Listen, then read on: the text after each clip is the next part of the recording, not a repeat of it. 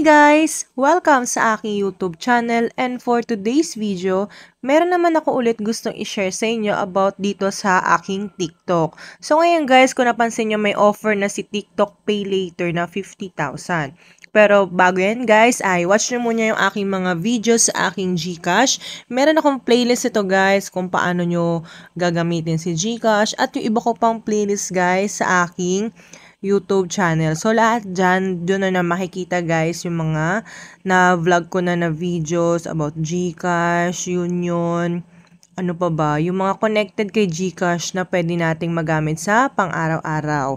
So, ito na nga guys, meron ng offer si TikTok Pay Later na 50,000.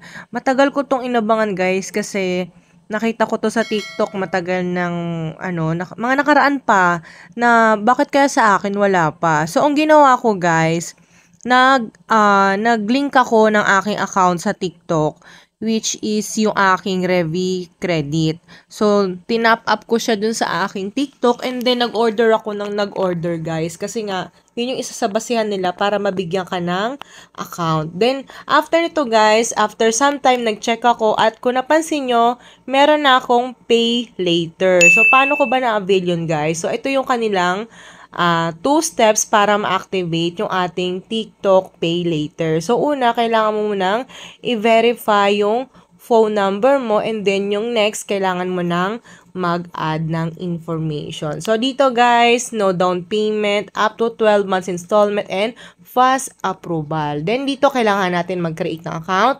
So, una, ilalagay muna natin yung ating contact number. Then, click mo lang yung next.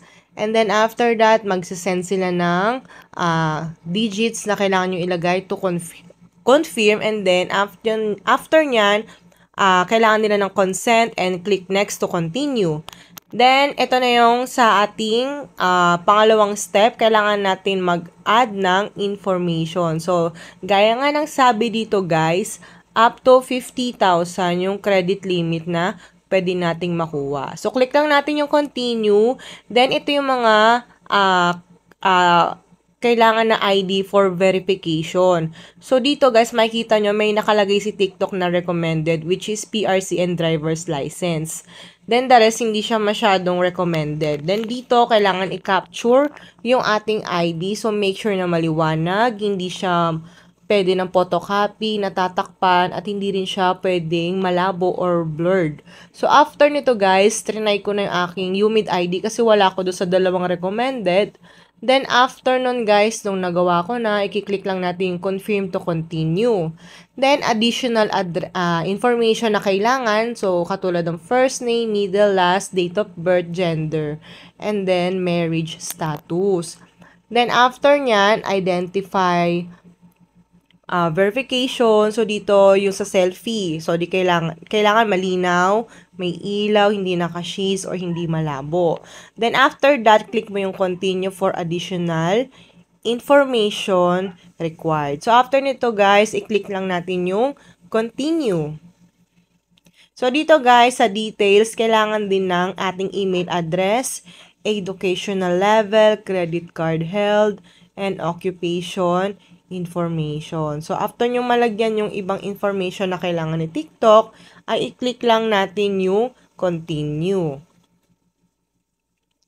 So, ito yung sa last part na kailangan, emergency contact, and then contact person, and then contact phone number, or contact number. Then, after that, i-click lang natin yung continue. So, syempre guys, wag natin kalimutan doon sa emergency contact relationship, kung kaano-ano natin yung ilalagay natin na contact person, at saka yung address. Kailangan din nila yun guys.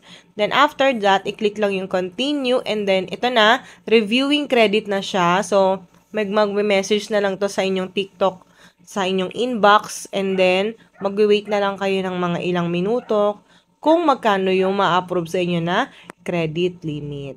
So, dito guys, nag-expect ako. Pero ayan, meron akong credit available na 3,000. Kasi nga guys, hindi naman ako palaging nag-order dito sa TikTok. At saka guys, importante din na dapat kapag gusto nyo ng mas malaking credit limit, ay lagi nyo gagamitin si TikTok kapag nag-order kayo. Then, pag na-approve na kayo, katulad nito na-approve ako ng 3,000, ito na yung gagamitin yung pambayad dito kay TikTok Shop. So, ganun lang siya. Di naman siya nalalayo katulad kila GCash, sa iba pang mga online loans. So, I hope na nakatulong itong video ko for today. Thank you so much for watching. And don't forget to like, comment, and subscribe. Thank you so much. Bye!